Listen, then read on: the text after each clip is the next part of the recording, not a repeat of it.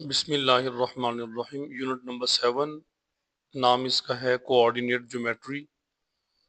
पहला MCQs, the equation of a straight line in the slope intercept form is written as. आपने एक straight line की equation लिखनी है स्लोप इंटरसेप्ट फॉर्म में। उसकी स्टैंडर्ड शेप है y equal to M X plus C. ये आपका करेक्ट ऑप्शन है सी। सेकंड आपके पास है the gradients of two parallel lines.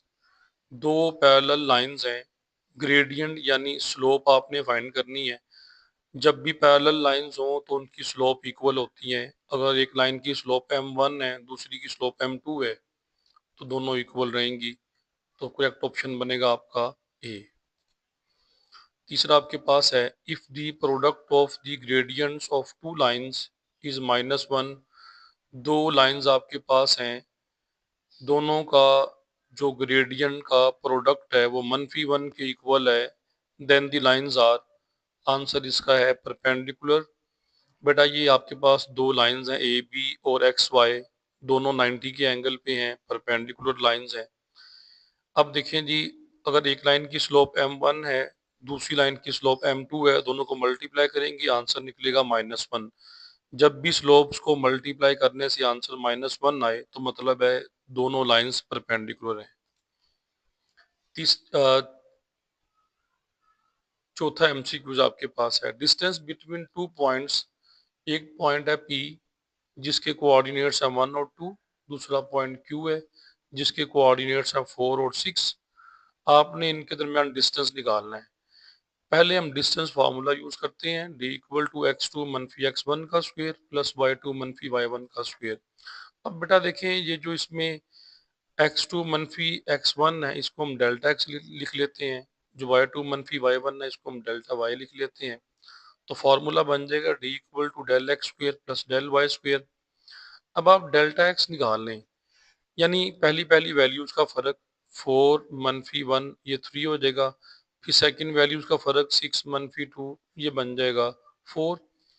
अब आप वैल्यू पुट कर लें इसमें, डेल्टा एक्स का स्क्वायर 3 का स्क्वायर, डेल्टा वाई का स्क्वायर 4 का स्क्वायर, 3 का स्क्वायर 9 बन जाएगा, 4 का स्क्वायर 16 बन जाएगा। दोनों को ऐड करेंगे 25, स्क्वायर रूट लेंगे तो 5 बन जाएगा। तो करेक्ट ऑप्शन आपका होगा ए। पांचवा MCQs, the mid point of a line segment with and points -2 4 and 6 मनफी 2। ये दो पॉइंट्स हैं, आपने मिड पॉइंट फाइंड करना है। फिर दोनों की पहली पहली वैल्यूज का एवरेज निकाल लें, 6 मनफी 2 दोनों को ऐड कर लें, या -2 प्लस 6/2, और दूसरी वैल्यूज को ऐड कर लें 4 और -2 को ऐड करें, डिवाइड कर लें 2 पे। या 6 में से 2 जाएगा, बाकी 4 रह जाएगा 4/2, और 4 में से 2 गया, बाकी 2 रह गया 2/2। ये कट होके 2 रह जाएगा, 2/2 ये 1 रह जाएगा। तो आपका जो करेक्ट ऑप्शन बना वो बना बी, 2 और 1। छठा एमसीक्यूज है a line passing through points 1 2 4 5। ये पॉइंट्स हैं दो, इनमें से एक लाइन गुजर रही है, आपने उसकी इक्वेशन फाइंड करनी है। तो आपका आंसर है y equal to x plus 1। अब देखिए ये आंसर कैसे बना। सबसे पहले हम स्लोप निकालते हैं y2 मनफी y1 बाय x2 मनफी x1 से। जो पहला पॉइंट है वो x1 y1 है, दूसरा पॉइंट है x2 y2। वैल्यू पुट कर लें आप, 5 मनफी 2 और 4 मनफी 1 जी। ये बन जाएगा 3/3, कट के 1 रह जाएगा, तो स्लोप निकल आई 1। अब आप पॉइंट स्लोप फार्मूला यूज कर लें, y मनफी y1 equal to m into x मनफी x1। अब यहाँ पे x1 की वैल्यू 1 है, हमने पहला पॉइंट लिया हुआ, और y1 की वैल्यू 2 है। वैल्यू पुट कर लें, y मनफी 2 इक्वल टू 1 इंटू एक्स मनफी 1। अब आप इसको सॉल्व कर लें, y मनफी 2 ऐसे ही आ जाएगा, 1 को मल्टीप्लाई कर लें x के साथ, इसका x ही बन जाएगा, और 1 मल्टीप्लाई मनफी 1 ये भी 1 बन जाएगा।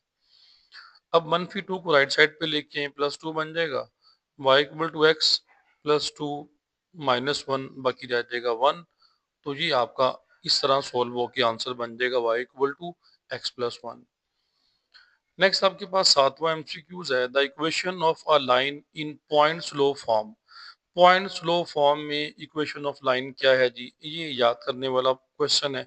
y मनफी y1 equal to m into x मनफी x1, ये फॉर्मूला है जी। आठवां एमसीक्यूज आपके पास है 2x प्लस 3y मनफी 6 इक्वल टू 0। आपने स्लोप इंटरसेप्ट फॉर्म लिखनी है। बेटा स्लोप इंटरसेप्ट फॉर्म निकालने के लिए y equal to M X plus C ये फॉर्मूला है। हम इसको सॉल्व करते हैं। 3y को लेफ्ट साइड पे रहने दें, 2x और -6 को राइट साइड पे ले आए। राइट साइड पे आके 2x माइनस 2x बन जाएगा और -6 प्लस 6 बन जाएगा। अब दोनों साइड को 3 पे डिवाइड कर लें, ये कट के बाकी y रह जाएगा, ये -2/3x रह जाएगा, ये 6/3 2 रह जाएगा। तो ये आपका करेक्ट ऑप्शन बन जाएगा y equal to -2/3x plus 2।